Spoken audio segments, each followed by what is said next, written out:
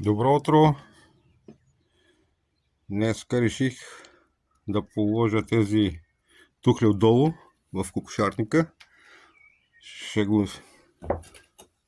Целият кокошарник ще го направя така с тухлите и после отгоре между фугите ще ги фугирам с цимент. Ще направя за кокошките къде да спят. Ще боядисам, първо ще измажа, ще го варосам и после ще ви покажа резултата какъв ще е, когато е готов.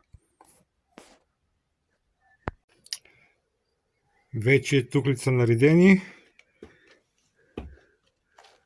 и сега остава да ги залея с цимент и после да варосам. Мисля, че се отказвам от измазването, може би само ще варосам. И добавихме една екстра осветление, защото нямаше. Така. Сега започваме с запълването на фугите. Вземаме цимент и после ще варосам. Готови сме с фугирането.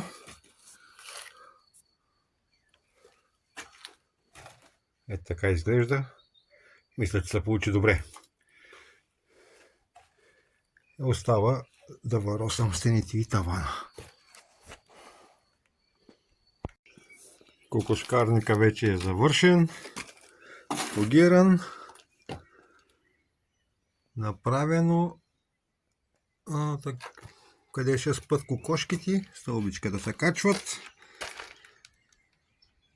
и очакваме кокошките. В следващия клип ще бъде с кокошките вече. Тук намерих един зайчарник, който ще го сложа на тази стена тук и ще направя още два зайчарника за тази стена и за тази стена. 2-3. Не знам как ще дадат, колко зайчи ще се съберат вътре. Така. Днеска, какво правихме днеска? Днеска слагахме колци на доматите. Там долу. Колци на доматите. Насяхме кордушони, домати, още 10 корена. Тук картофа вече започна да изниква. До сега нямаше нищо, обаче вече имаме изникнал картоф, а тук царевичката. Сладката царевичка и тя тръгнала.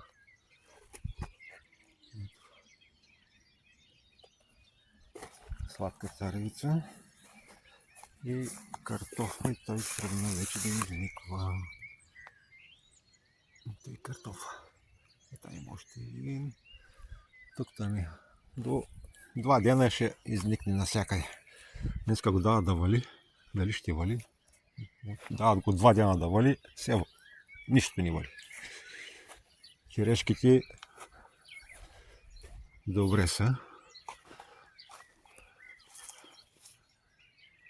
Преди една седмица имахме слана, където в Кюстендил по телевизора дава, че черешите всичките ги опарило, няма да има реколта. При нас нямаше проблеми. За сега имах и аз проблеми. Сега ще ви покажа 3 коренчета домати. Как само тях изгори, не знам. 3 или 4. Другите нищо им няма.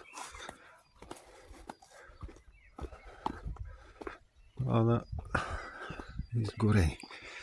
Тук вчера насадихме краставици кордушонки. 2, 4, 5 корена. И 10 корена домати вчера пак насадихме. За там. Преди седмица или първите домати, които насадихме тези. Ето тук последните пак ще тръгнат. Ги опари сланата. Всички. Тук има 1, 2, 3, 4, 5, 6. 6 корена. Сланата ги опари и краставичките, тези краставичките и тях Мамата ги попари, обаче пак избиват, вече тръгват. Ще има и краставички. Аз забравих какъв сорт бяха. Някакъв ранен сорт имаше.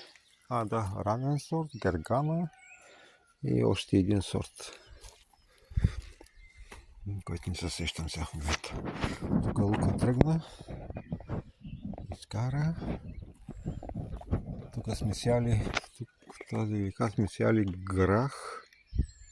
грах, мисля, че беше и бамя, или се бъркам, не знам. Жената ги ся. Не знам точно какво ся. Тук имаме 6 корена патладжани, шарен и син и 3 коренчета лютичлет. Там в другите лихи са готови за пипера, за камби, какво беше пипер, камби, зели ще са им там за зимата, бачето рано още за него.